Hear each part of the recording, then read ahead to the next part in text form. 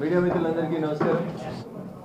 7.5 దశాబ్దాలు పూర్తయితున్న సందర్భంగా భారత పార్లమెంట్ లోపల సుదీర్ఘంగా భారత రాజ్యాంగ నిర్మాణం పట్ల జరిగినటువంటి కార్యక్రమాలు, భారత రాజ్యాంగం అమల్లోకి వచ్చిన తర్వాత ఈ దేశంలో అధికారంలో ఉన్నటువంటి పార్టీలు భారత రాజ్యాంగ నిర్మాత డాక్టర్ బిఆర్ అంబేద్కర్ పట్ల అవలంబించిన తీరు పట్ల దేశవ్యాప్తంగా ప్రజల్ని చైతన్యవంతం చేయాలని చెప్పి భారత ప్రధాని నరేంద్ర మోడీ గారి నాయకత్వంలో ఒక నిర్ణయం తీసుకోవడం జరిగింది.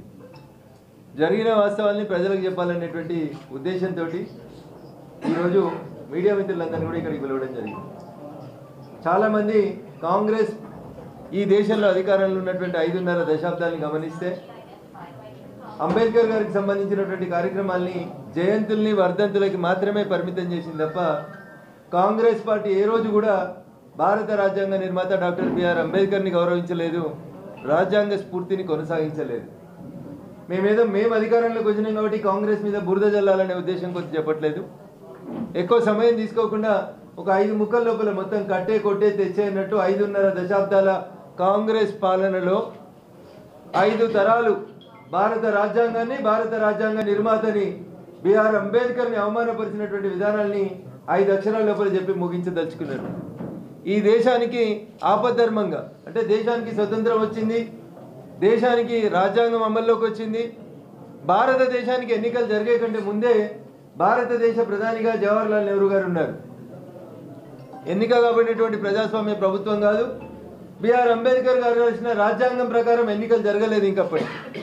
అప్పుడే మొట్టమొదటిసారిగా భారత రాజ్యాంగానికి సవరణలు చేసిండ్రు జవహర్లాల్ నెహ్రూ గారు. ఇక్కడ స్టార్ట్ చేసింది కాంగ్రెస్ పార్టీ, జవహర్లాల్ నెహ్రూ కుటుంబం భారత రాజ్యాంగానికి తూట్లు పొడిచేటువంటి కార్యక్రమాన్ని.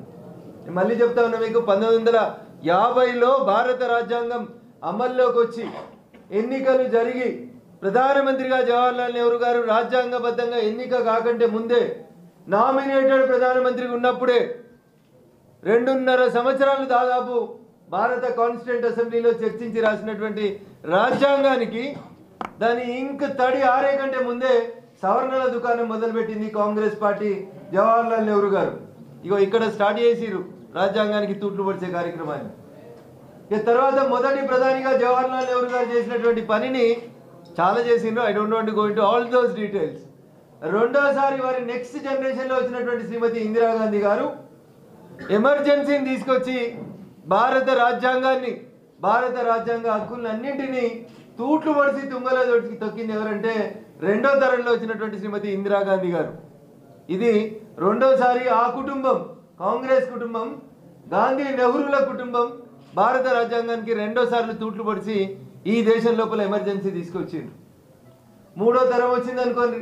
ఆ తర్వాత తరాలకు వచ్చేసరికి రాజీవ్ గాంధీ గారు ప్రధానమంత్రి అయిన తర్వాత ఈ దేశ సర్వోన్నత న్యాయస్థానం సుప్రీంకోర్టు షాబారో అనేటువంటి ఒక కేసు లోపల కులం మతం ప్రాతిపదికన పక్కన పెట్టి ఎవరైనా భర్త భార్యను విడాకులు ఇస్తే భరణం చెల్లించాలని సుప్రీంకోర్టు బెంచ్ ఒక జడ్జిమెంట్ ఇచ్చింది.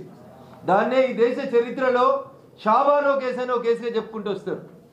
షాబానో కేసులో సుప్రీంకోర్టు ఇచ్చిన జడ్జిమెంట్ను కాదని భారత రాజ్యాంగానికి సవరణ తెచ్చి ఆర్డినెన్స్ తీసుకొచ్చి పేద ముస్లిం మహిళలకి భరణం దక్కకుండా చేసినటువంటి నాయకుడు ఎవరంటే మూడో తరం ప్రధానమంత్రి గౌరవనీయులు రాజీవ్ గాంధీ గారు.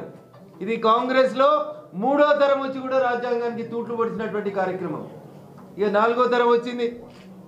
ఈ దేశానికి సర్వోన్నత స్థానం భారత రాజ్యాంగం డాక్టర్ బిఆర్ అంబేద్కర్ గారు ఇచ్చినటువంటి గొప్ప హక్కు ప్రకారం ఈ దేశంలో అందరికంటే గొప్ప స్థానం ఎవరికి ఉంటుందంటే ప్రజల చేత, ప్రజల కొరకు ప్రజలే ఎన్నుకున్నటువంటి ప్రధానమంత్రిని కూడా కాదని, ప్రధానమంత్రి పక్కన ప్రధానమంత్రి కంటే పెద్ద కుర్చీని వేసుకొని యూపీఏ చైర్పర్సన్ హోదాలో ఒక రాజ్యాంగేతర శక్తిగా 10 సంవత్సరాలు ఈ దేశాన్ని పాలించేందుకు శ్రీమతి సోనియా గాంధీ గారు ప్రయత్నం చేసిండ్రు. భారత రాజ్యాంగానికి తూట్లు పొడిచిండ్రు. పేరుకే మన్మోహన్ సింగ్ గారిని ప్రధానమంత్రి కూర్చోబెట్టిండ్రు.